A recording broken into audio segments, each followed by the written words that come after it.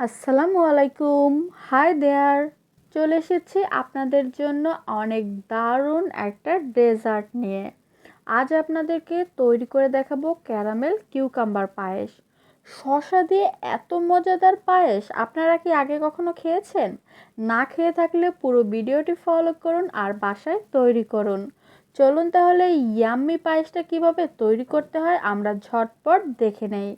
Viewers, শসার পায়েস তৈরি করার জন্য আমাদের পাকা বড় বড় শসা নিতে হবে। এখন আমি শসা দুটোকে ভালো করে পিল করে নিব অথবা এর ছিলকা ছাড়িয়ে নিচ্ছি। এরপর মাঝখান থেকে কেটে এর মধ্যে যে পাকা বিচি রয়েছে সেটা ভালো করে পরিষ্কার করে নিতে হবে। একদমই কোনো বিচি থাকা যাবে না। তারপর আমি এগুলোকে একটা গ্রেটার দিয়ে ভালো করে গ্রেট করে নিচ্ছি। আমি অনেকগুলোই করে নিয়েছি, আপনাদেরকে আরেকটা করে দেখাচ্ছি। এই পায়েসটা তৈরি করতে অবশ্যই বুড়ো পাকা শসা নিতে হবে।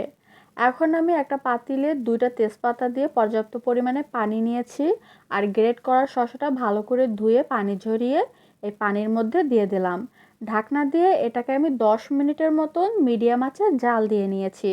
এভাবে জাল দিয়ে তারপর পানিটা ভালো করে ঝরিয়ে নিলে শসা থেকে আর কোনো স্মেল আসবে না। এখন এটাকে আমি একটা ঝাঁঝরিতে রেখে দেবো পানি ঝরানোর জন্য। ভিউয়ার্স, আমি অনেকক্ষণ পর ফিরে এসেছি। 3 লিটার দুধ ভালো করে জাল দিয়ে 2.5 লিটার করে নিয়েছি। 2টা দারচিনি আর 2টা এলাচ মুখ ফাটিয়ে দিয়ে দিলাম। আর দিয়ে দিচ্ছি কিছু বাদাম। বাদামের পরিমাণ নিজেদের ইচ্ছে অনুযায়ী দেবেন।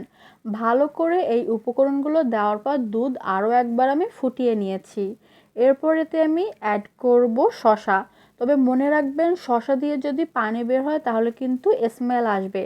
তাই পানি ভালো করে ঝরিয়ে নেওয়ার পর তারপরে শসাটা দুধের সাথে অ্যাড করবেন। দেখুন, এতে কিন্তু এক্সট্রা কোনো পানি ছিল না। এবার আমি এই শসাটা একদম নরম হয়ে যাওয়া পর্যন্ত মিডিয়াম আঁচে বারবার নেড়ে জাল দিয়ে নিব। তবে মাঝে মধ্যে হাতটা একটু থামাতে পারেন।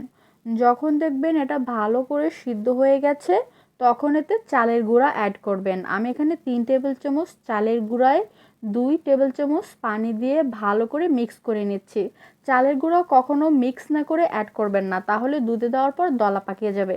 তাই অবশ্যই পানির সাথে গুলে তারপর দুধে দিয়ে দিবেন। আর চালের গুঁড়া দেওয়ার পর অনবরত নাড়তে থাকতে হয়, তা না হলে নিচে লেগে যেতে পারে। এরপর চালের গুঁড়াটা ভালো করে সিদ্ধ হওয়া পর্যন্ত অপেক্ষা করতে হবে। সো যতক্ষণে চালের গুঁড়া সিদ্ধ হয়ে নিচ্ছে আমরা ততক্ষণে বারবার নেড়ে এটাকে জাল দিয়ে নিব। এবার এতে লবণ দিয়ে দিলাম, তবে বেশি দেওয়া যাবে না, মিষ্টির জিনিসে অনেক বেশি লবণ দিতে হয় না। তবে একটু হলেও দিতে হয় যাতে মিষ্টির ব্যালেন্সটা ঠিকঠাক থাকে। এবার এতে অ্যাড করব কিছু কিশমিশ। কিশমিশ বাদাম সবগুলোই আপনাদের নিজেদের ইচ্ছে মতো আপনারা অ্যাড করে নিতে পারেন। এবার আপনাদের সাথে একটা টিপস শেয়ার করব। চালের গুঁড়ো যদি কোনো ডেজার্টে অ্যাড করেন অথবা পোলাওয়ের চাল দিয়েও যদি কোনো ডেজার্ট তৈরি করেন, সব সময় চাল অথবা চালের গুঁড়োটা সিদ্ধ হওয়ার পর এতে মিষ্টি অ্যাড করতে হয়। মিষ্টি মানে চিনি অ্যাড করতে হয়, তা না হলে কিন্তু এগুলো সিদ্ধ হতে চায় না। তাই অবশ্যই সবসময় এভাবে আমার মতো ভালো করে সিদ্ধ করে নেবেন, তারপরেই এতে চিনিটা অ্যাড করবেন। চালের গুঁড়োটা খুব সুন্দর করে সিদ্ধ হয়ে গেছে। এখন এতে আমি 1 কাপ পরিমাণে চিনি দিয়ে দিলাম। যেহেতু ক্যারামেল দিব এর জন্য 1 কাপ পরিমাণে চিনি দিয়েছি। চিনি দিয়ে ভালো করে জাল দিয়ে এটাকে আমি ঘন করে নিয়েছি। এটা ঘন হয়ে গেছে, এখন আমি ক্যারামেলটা তৈরি করে নেব। আমি এখানে 1/2 কাপ চিনি দিয়ে দিচ্ছি আর 2 টেবিল চামচ পানি। আমি এখানে ব্রাউন সুগার ইউজ করেছি, আপনারা চাইলে সাদা চিনিটাও ইউজ করতে পারেন। এখন এটাকে আমি হাই হিটে ক্যারামেলটা তৈরি করে নিচ্ছি। চালের গুঁড়োটা কিন্তু অবশ্যই পায়েসে দিতে হবে, তাহলে এটা খুব ঠিক একটা টেক্সচার নিয়ে আসবে, এটা ঘন হবে, তা না হলে শসার দুধ আলাদা আলাদা লাগবে। এর জন্য আমি চালের গুঁড়া ইউজ করেছি। আর ক্যারামেলটা রেডি। ক্যারামেলটা এখন আমি এতে দিয়ে দিলাম। যেহেতু পায়েসটা অলমোস্ট রেডি, জাস্ট আর 2 মিনিটের মতন এটাকে জাল দিয়ে নিলাম। এটা ভালো করে ফুটে উঠেছে। এখন আমি চুলাটা বন্ধ করে দিয়ে এটা সুন্দর করে ডেকোরেট করে নেব। ভিউয়ার্স, আমি কিছু বাদাম দিয়ে ডেকোরেট করে নিয়েছি। আপনারা আপনাদের ইচ্ছে মতো বাদাম, কিশমিশ অথবা চেরি কেটেও দিয়ে কিন্তু এটা ডেকোরেট করে নিতে পারেন। আমার আজকের রেসিপি আপনাদের কেমন লেগেছে অবশ্যই আমাদের কমেন্ট করে জানাবেন। আমি আপনাদের কমেন্টের অপেক্ষায় রইলাম। ভালো লাগলে একটা লাইক দিন, ফ্যামিলি ফ্রেন্ড সবার সাথে শেয়ার করুন। Thank you so much. আল্লাহ হাফেজ।